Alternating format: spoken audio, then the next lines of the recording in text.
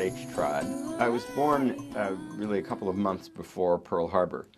My father had come from a little town near Minsk, Poland, to Harbin when he was very young. My mother had been born in Harbin and was considerably younger than my dad. They were married there in 1940, went to Shanghai in 1941, where I was born in October. They were part of a European Jewish migration, in their case actually pre-Hitler, escaping the pogroms and the Tsar. Harbin was a hospitable place at first, then became less so. Shanghai became the magnet.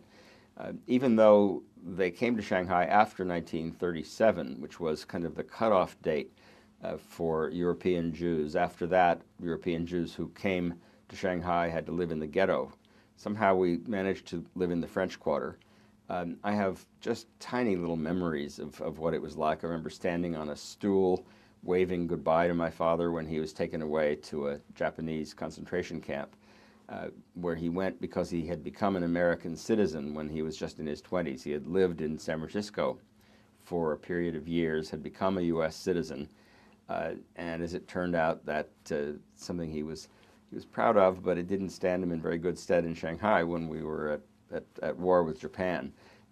My mom was a stateless person, and I had no citizenship at that time. I became a naturalized U.S. citizen later. So my mother and I and her sisters and her parents, my grandparents, all lived in the little parts of the French Quarter in Shanghai while my father was in this camp. And it was a period that I can't have been very pleasant for me, but on the other hand, it was kind of an extended family and quite supportive.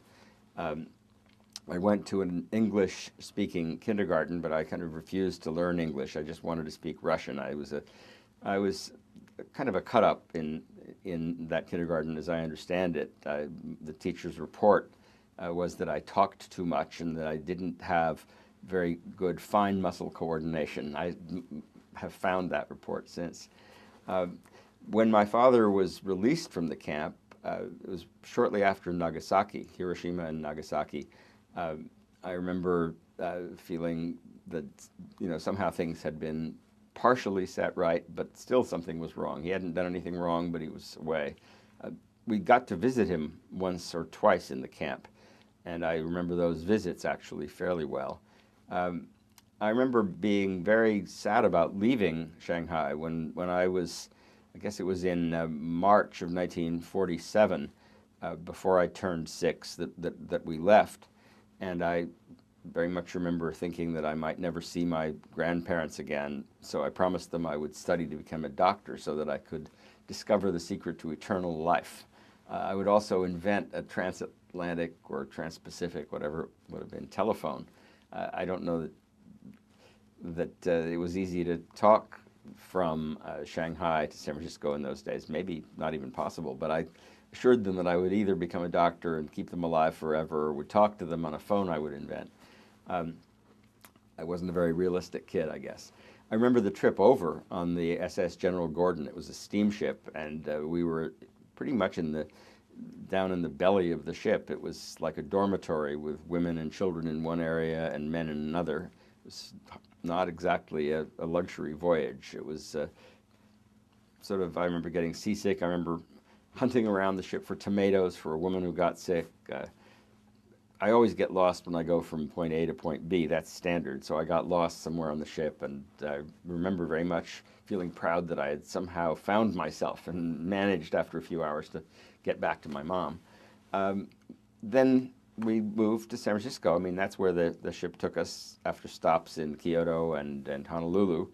And in San Francisco, I insisted on not talking Russian. I mean, I didn't really know any English to speak of, or to speak in. And the kids made fun of me because I spoke this funny language, and my parents wanted me to continue speaking Russian at home and English outside the house, but I refused. I said, "Я не могу," I can't, or something like that. I basically made it clear I was going to speak one language or the other. And now I regret it because although my Russian accent is okay and I can certainly understand Russian, I can't find the words when I need them. After a while, I got to speak English, and then I went to school, public schools in San Francisco. And when I was about 16, I went to Harvard and have been there kind of stuck in the mud, as it were, although not exactly mud, ever since. I haven't really gone anywhere. I mean, I spent a year away clerking at the California Supreme Court and a year at the U.S. Supreme Court and a year at the National Academy of Sciences.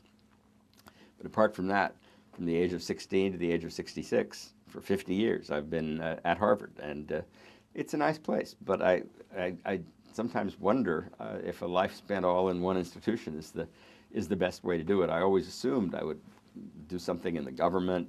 Never quite happened. I got appointed to various things when I wanted to represent Hawaii and defending its land reform in the Supreme Court. I had to be made a special deputy attorney general of Hawaii, and at one point I was special something or other for California defending its nuclear moratorium. But basically I've been a Harvard law professor just about all my life.